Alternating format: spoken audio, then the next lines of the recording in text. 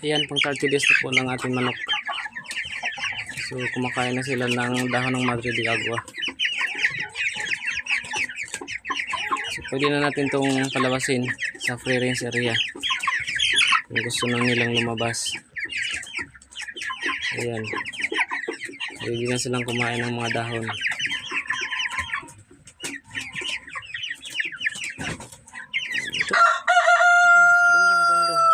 Doon may pagkain dyan. Yan, may pagkain dahon. Oh, yan.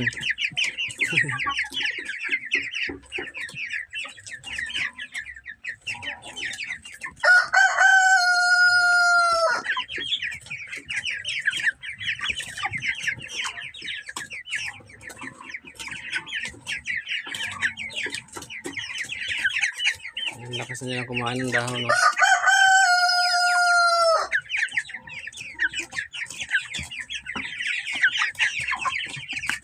Nasa ano na to, higit 1 kilo na to. Ayan. Kasi 1.5 kilo na siguro to. Ayan, 30 days.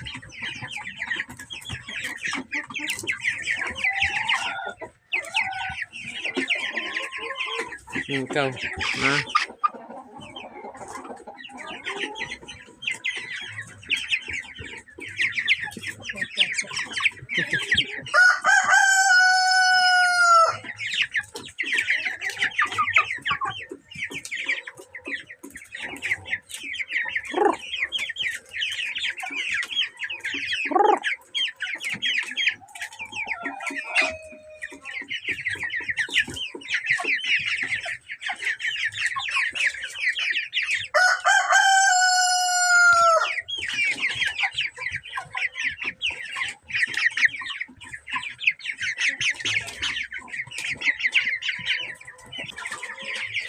Sabay, Tet.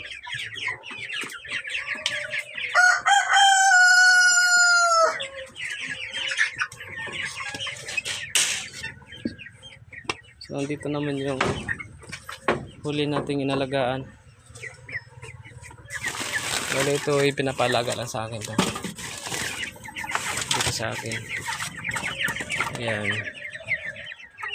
Malaki na rin sila. Nasa mga 1 linggo lang ang agwat nila nito.